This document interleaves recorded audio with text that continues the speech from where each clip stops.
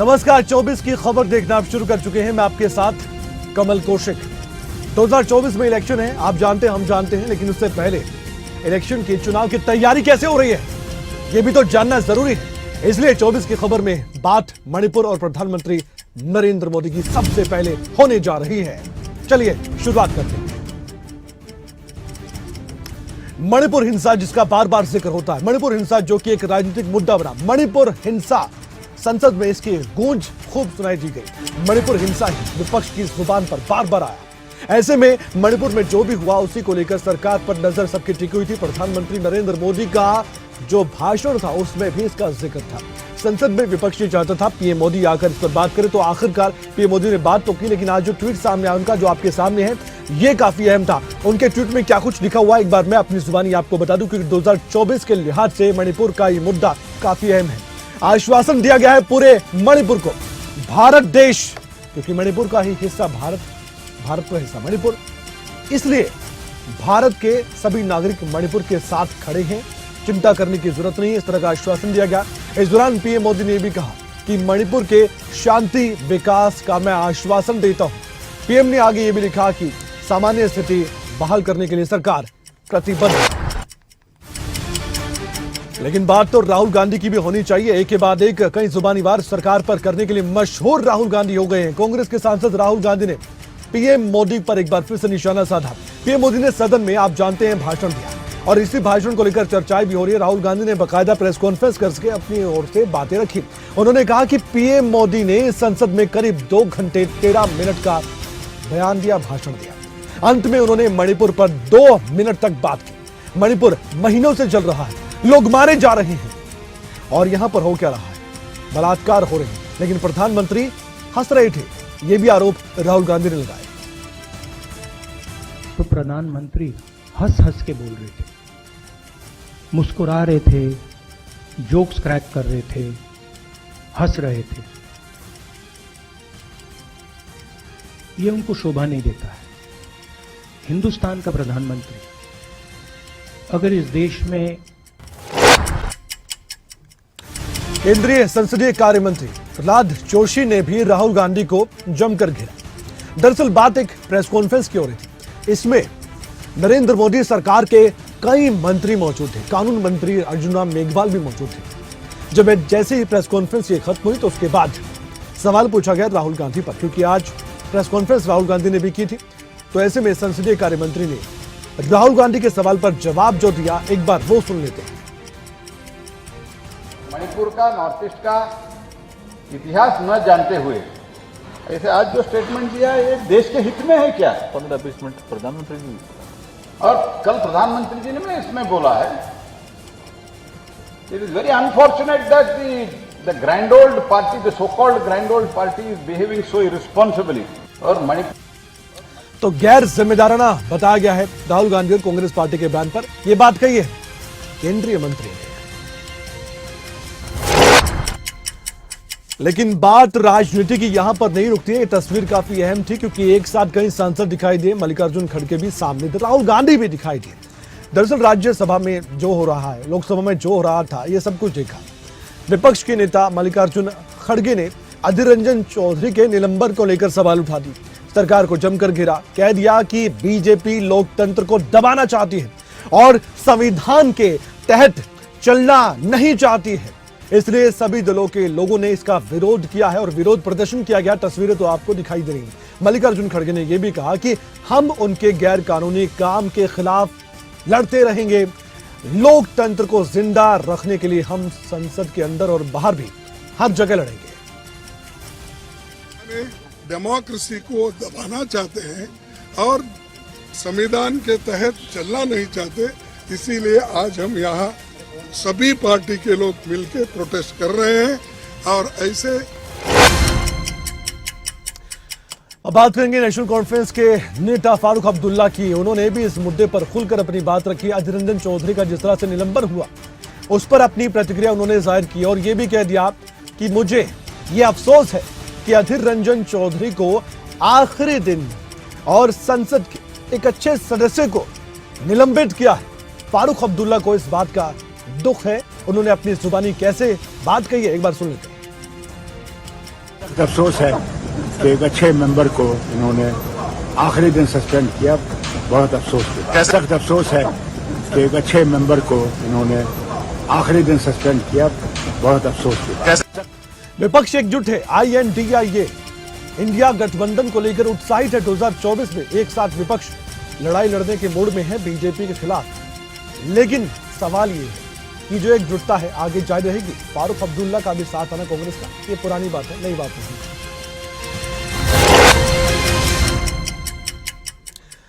अब लोकसभा से कांग्रेस के सांसद अधीर रंजन चौधरी के निलंबन पर संसदीय कार्य मंत्री प्रहलाद जोशी ने भी अपनी प्रतिक्रिया जाहिर की थी। उनसे सवाल किया गया था कि विपक्ष इस पर लगातार प्रोटेस्ट कर रहा है, सवाल पूछ रहा है। उन्होंने कहा कि मैंने अधीर रंजन चौधरी को उसी समय माफी मांगने के लिए कहा था, खेद व्यक्त करने के लिए कहा था, लेकिन उन्होंने कुछ नहीं किया। और ये जो फैसला किया गया है ये स्पीकर पर निर्भर करता है, उन्होंने किया है। सुनिए। उसी टाइम मैंने बोला माफी मांगो, कम से कम खेद प्रकट करो, रिकॉर्ड में है ये। उसके बावजूद भी उन्होंने कुछ नहीं किया। इसके इतना ही नहीं, जब भी कोई बोलते हैं कम से कम 10 मिनट का भाषण और किसी का सत्ता पक्ष के जो उत्तर देते हैं, डिबेट को उत्तर देते हैं, प्रश्न को उत्तर देते हैं, कम से कम 10 बार हर बार।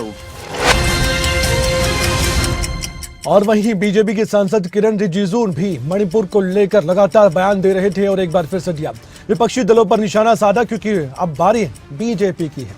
उन्होंने कहा कि विपक्षी दलों ने पिछले कई दिनों से मणिपुर का बहाना बनाकर संसद को चलने नहीं दिया। जब प्रधानमंत्री नरेंद्र मोदी ने मणिपुर और पूरे पूर्वोत्तर पर बहुत अच्छे तरीके से अपनी बात रखी, तो विपक्ष को यह चुभ रहा है। विपक्ष ने वॉकआउट कर दिया। पूर्वोत्तर के सभी एनडीए सांसद प्रधानमंत्री का पत्र भी उनको लिखने जा रहे हैं। उन्होंने मणिपुर और पूर्वोत्तर पर विस्तार से अपनी बात भी रखी। प्रधानमंत्री जी ने पूरे नॉर्थ ईस्ट मणिपुर के बारे में बहुत अच्छी तरह से जब अपना बात रखा, तो उसमें सारा अपोजिशन वॉकआउट किया। तो हमारा नॉर्थ ईस्ट के जितने मेंबर्स ऑफ पार्लियामेंट है एनडीए के, हम लोग ने इसको कंडेम किया है। और वहीं केंद्रीय मंत्री अनुराग ठाकुर ने विपक्ष को आड़े हाथों लिया। सदन से वॉकआउट जो विपक्ष ने किया वो रास नहीं आ रहा सत्ता पक्ष पर। उन्होंने कह दिया कि जब कांग्रेस ने पूर्वोत्तर में अपना काला इतिहास देखा तो वो भाग गए। कांग्रेस ने जब पूर्वोत्तर के लिए, मणिपुर के लिए पीएम मोदी के संकल्प और प्यार को देखा तो वो भाग गए। इससे ये पता चलता है कि घमंडिया गठबंधन उनके आरोपों की सच्चाई को सुन नहीं सकता। विपक्ष ने सुना कि किस तरह से मोदी जी ने 9 सालों में रिकॉर्ड बार वो नॉर्थ ईस्ट गए हैं, जो आज तक कोई देश का प्रधानमंत्री नहीं जा पाया, तो कांग्रेस भाग खड़ी हुई। ये अपने आप में दिखाता है घमंडिया गठबंधन अपना घमंड दिखाकर ना सुन पाई, जो आरोप लगाए थे उनकी सच्चाई भी नहीं सुन पाई, और घमंडिया गठबंधन भाग खड़ा हुआ। INDA इंडिया, लेकिन बीजेपी ने, एनडीए ने बताया घमंडिया ये चल रहा है।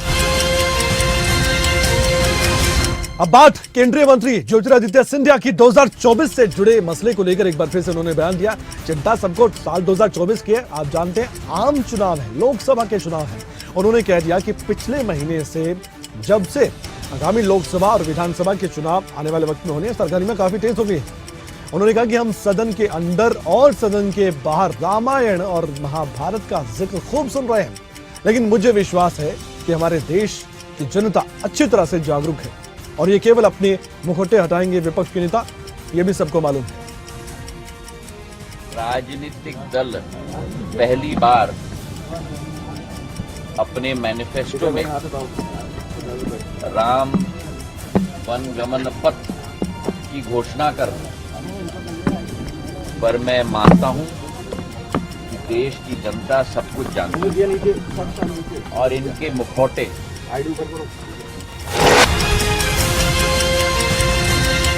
अब बात उत्तर प्रदेश के मुख्यमंत्री योगी आदित्यनाथ की।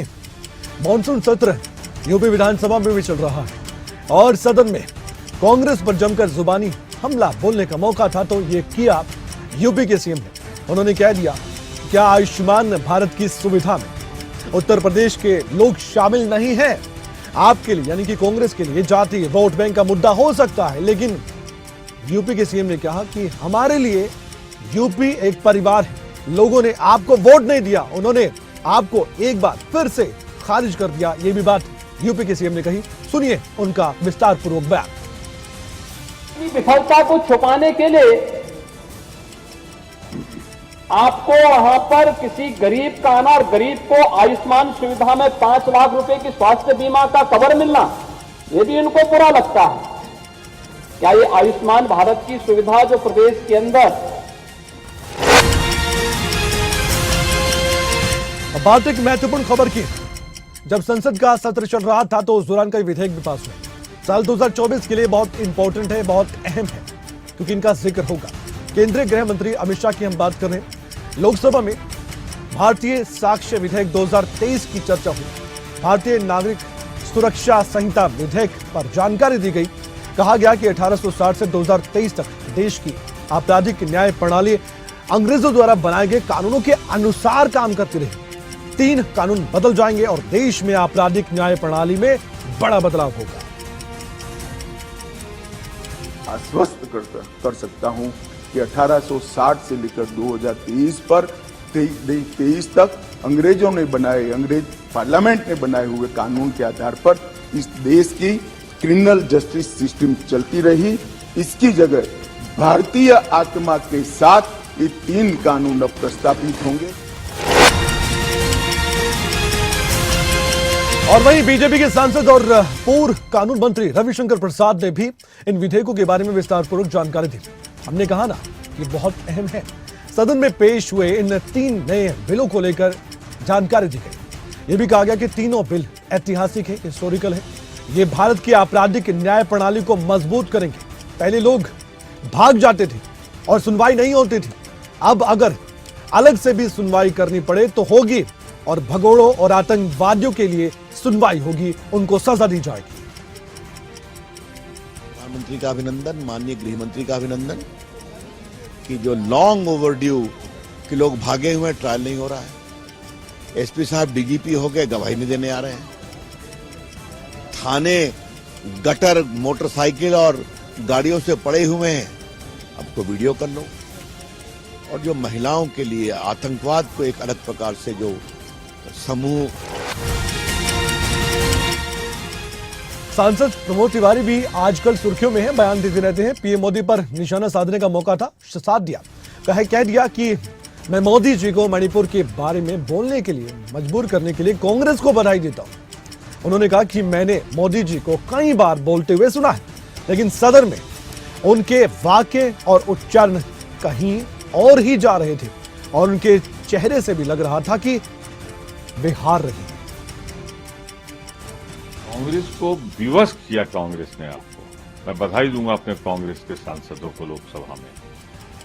वरना तो जो आदमी अपनी जुबान न खोल रहा हो, उसे मजबूर कर दिया पार्लियामेंट के फ्लोर पर कि वो आए और वहां से अपील करे। पर मैं पूछना चाहता हूं, इससे पहले क्या हुआ? आप दुनिया भर में तो घूम आए, कनाडा से लेकर ऑस्ट्रेलिया से लेकर सब जगह, पर मणिपुर का दर्द।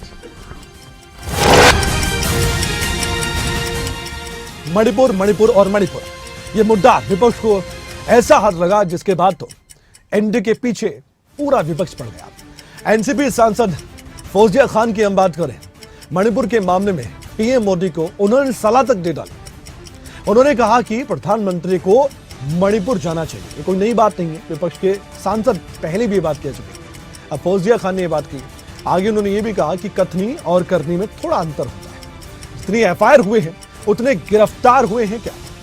6000 से ज्यादा एफआईआर हुए हैं, लेकिन जितने गिरफ्तार हुए उसकी तुलना कर ले तो यह भी दिखेगा कि जिस तरह की कार्रवाई होनी चाहिए वो नहीं हुई है। उनका बयान सुनिए। और जब तक हमको दिल से प्रधानमंत्री को ऐसा न लगे कि मुझे इस पे किसी तरह नियंत्रण पाना है, जिस दिन वो ये दिल से चाहेंगे उस दिन हो जाएगा। और उन्होंने वहां जाना चाहिए, लोगों से जॉइंट मीटिंग लेना चाहिए। बिहार के मुख्यमंत्री की बातें भी सुन लीजिए। नीतीश कुमार तैयारी कर रहे होंगे साल 2024 की। आम चुनाव में सबकी परीक्षा है और राज्यवार भी है। ऐसे में नीतीश कुमार को विपक्ष की चिंता है।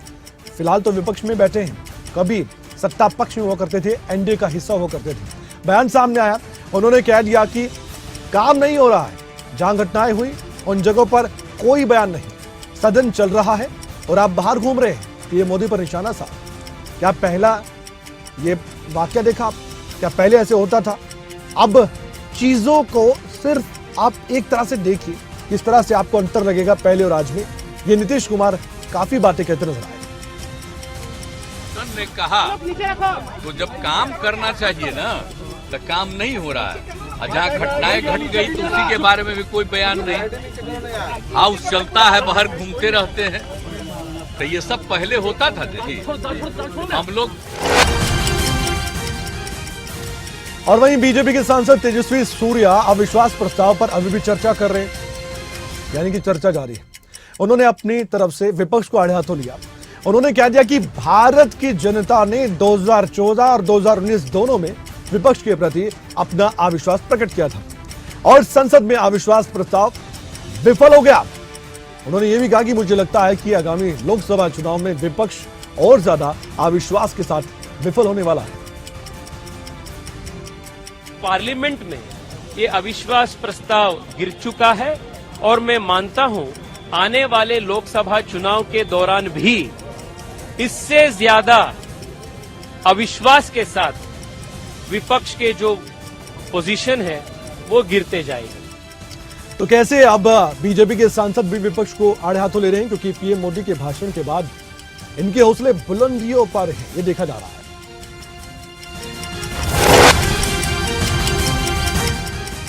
थोड़ा यूपी की राजनीति के बारे में भी बात कर लेते हैं। जब 1 मिनट का वक्त है तो घड़ी टिक टिक कर रही है, तो ऐसे में अखिलेश यादव क्या बोल रहे हैं ये भी जानना जरूरी है। उत्तर प्रदेश विधानसभा में समाजवादी पार्टी के प्रमुख अखिलेश यादव ने सदन में यूपी सरकार को जमकर घेरा कि अब सांड भी मुद्दा 2024 के चुनाव का बनने वाला है। बार बार अखिलेश यादव ने इस मुद्दे पर, आवारा पशुओं के मुद्दे पर यूपी सरकार को जमकर घेरा है। सुनिए बातें क्या थी। सदन के ऑफिस में भी एक कर्मचारी काम करते थे, उनकी गाड़ी भी जानवर से टकराई थी, जिसकी वजह से जान चली गई, जान नहीं बची। सोचिए अध्यक्ष जी, मुख्यमंत्री कार्यालय में काम करने वाले अधिकारी की जान चली जाए एक जानवर से टकराने से। अखिलेश यादव ने यह भी सवाल पूछा कि क्या यही $1 ट्रिलियन की अर्थव्यवस्था का आपका सपना है? सांड को संभाल नहीं पा रहे।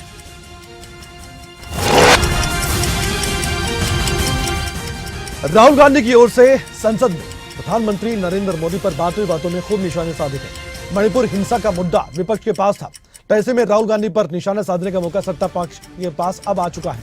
इस पर हरियाणा के कैबिनेट मंत्री अनिल विज ने भी सख्त आपत्ति जताई, जो भाषण संसद में दिया राहुल गांधी ने। विज ने यह कह दिया कि मां तो एक ही होती है, उसे टुकड़ों टुकड़ों में मारा नहीं जाता। लेकिन कांग्रेस का इतिहास रहा है कि विभाजन का, पहले इन्होंने देश विभाजन करवाया, इनका इतिहास टुकड़े टुकड़े करने का है। सुनिए। तो एक होती है, वो टुकड़ों टुकड़ों में मारे नहीं जाया करती, लेकिन कांग्रेस का इतिहास रहा है, पहले इन्होंने देश विभाजन कराया, इनका इतिहास रहा है कि टुकड़े करने का। राहुल गांधी की सदस्यता बहाल होने पर हिमाचल के कैबिनेट मंत्री चंद्र कुमार ने भी बयान दिया। अब फैन हो रहे हैं सभी कांग्रेसी राहुल गांधी के धीरे धीरे, खासकर भारत जोड़ो यात्रा के बाद। उन्होंने कहा, यानी कि चंद्र कुमार ने कहा कि राहुल गांधी को रोकने की बहुत कोशिश हुई, लेकिन राहुल गांधी रुकने वाले नहीं है, उनका काफिला आगे बढ़ गया है। चंद्र कुमार ने कहा कि साल 2024 में बीजेपी का मिशन रिपीट नहीं होने वाला, यानी कि साल 2024 की बात अभी से इसलिए होने लगी है, तैयारी जोरों पर है, लेकिन जुबान से क्या निकलता है सुनिए चंद्र कुमार। अब भारतीय जनता पार्टी की बुखलाहट है कि हम तो इस इंसान को रोकना चाहते हैं, लेकिन हमारे पूरे सारा तंत्र मंत्र लगाने के बावजूद भी आदमी रुक नहीं सकता, और वो रुकेगा नहीं। राहुल गांधी का काफिला उसी देश से चल पड़ा था जब उसने भारत जोड़ो यात्रा शुरू। अब कांग्रेसी फैन है, लेकिन इतने ही विलेन राहुल गांधी सत्ता पक्ष के लोगों के लिए। हरियाणा के कृषि मंत्री जेपी दलाल की बात कर लेते हैं। राहुल गांधी पर उन्होंने फिर से निशाना साधा। जेपी दलाल ने पीएम मोदी को रावण की संज्ञा देने पर यह कहा कि राहुल की भाषा मैच्योर पॉलिटिशियन की बिल्कुल भाषा नहीं है। इसके कारण उन्हें एक बार सजा भी हो चुकी है। आपको याद होगा, मानहानि के केस को लेकर सत्ता पक्ष के नेता लगातार उनसे सवाल पूछते आए हैं। इसी का जिक्र कृषि मंत्री जेपी दलाल कर रहे थे। एक बार सुन लेते हैं राहुल गांधी को लेकर उन्होंने अपने विचार कैसे रखे।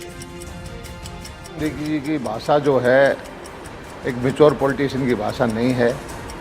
उनकी भाषा की वजह से उनकी पहले भी सजा हो चुकी है और उनकी पार्टी जो है राहुल गांधी जी को बार बार लॉन्च करती है, हर बार वो विफल हो जाते हैं। मैं समझता हूं राहुल गांधी जी को अच्छी तरह से। राहुल गांधी से जुड़ा एक विवाद भी सामने आ गया था। आप जानते हैं इन दिनों देश में राहुल गांधी के एक भाषण के अलावा उनका एक विवाद भी खूब छाया हुआ है। देश की राजनीति में भी, देश की राजनीतिक गलियारों में भी चर्चा का विषय है फ्लाइंग किस विवाद। ये एक सबक भी है सभी लोगों पे। लेकिन जिस तरह से बयान लगातार सामने आ रहे हैं, उससे लगता है कि राहुल गांधी को घेरने का मौका जो मिला है उसे आगे भी बढ़ाया जाएगा। इस मुद्दे पर बीजेपी की महिला सांसदों ने अपनी प्रतिक्रिया जाहिर की थी। अब केंद्रीय मंत्री शोभा करंदलाजे ने भी बयान दे दिया। उन्होंने कहा है कि संसद और देश का अपमान करना कांग्रेस की आदत बन गई है। राहुल गांधी ने फ्लाइंग किस देकर संसद का अपमान किया। एक आदत है, पार्लियामेंट को अपमान करो, देश को अपमान करो। राहुल गांधी ऐसे किया, फ्लाइंग किस देके पार्लियामेंट को अपमान करने का काम किया। पहले ये चेहरा है अभय चौटाला। जानते हैं आप, हरियाणा में राजनीति में काफी सुर्खियों में रहते हैं। अभय चौटाला परिवर्तन यात्रा के दौरान बहुत ज्यादा हौसला अफजाई अपने कार्यकर्ताओं की भी कर रहे हैं, खुद तो मेहनत कर ही रहे हैं। अलग अलग विधानसभा क्षेत्रों में जाकर उन्होंने कई बार ये बातें रखी कि हरियाणा सरकार जो भी काम कर रही है वो जनता की भलाई के लिए नहीं। एक बार फिर से उन्होंने अपनी ओर से सरकार को घेरा, समर्थन जुटा रहे हैं लोगों का। इसी दौरान सरकार की आलोचना भी करते नजर आते हैं। इस बार कैसे और किस तरह से बयान दिया, ये भी सुन लेते हैं। जो भाषा मुख्यमंत्री बोलते हैं उससे ऐसा लगता नहीं कि ये प्रदेश के मुख्यमंत्री हैं। उससे लगते कि एक बड़ा तानाशाह है जिसको मुख्यमंत्री के पद पे बैठने के बाद बहुत ज्यादा गुरूर आ गया, अपने आप को एक बादशाह की तरह समझने लगे। जो बात हिमाचल प्रदेश की राजनीति जिस तरह से आगे बढ़ रही है तो उसकी चर्चा होना जरूरी है। हिमाचल में पूर्व कैबिनेट मंत्री सुरेश भारद्वाज काफी सुर्खियां बटोर रहे हैं। सुखविंदर सिंह सुक्खू सरकार पर निशाना साध रहे हैं। कह दिया कि अब सोशल मीडिया में पार्टी के लोग खुलकर बोलने लगे हैं। आगे सुरेश भारद्वाज ने यह भी कह दिया कि बीजेपी कुछ नहीं कर रही है, बल्कि कांग्रेस के नेता ही पार्टी के अंदर व्यवस्था परिवर्तन में लग गए। राजनीति के लोग तो सत्ता परिवर्तित करते हैं, जो हमारे अफसर और कर्मचारी हैं वो व्यवस्था परिवर्तित करते हैं।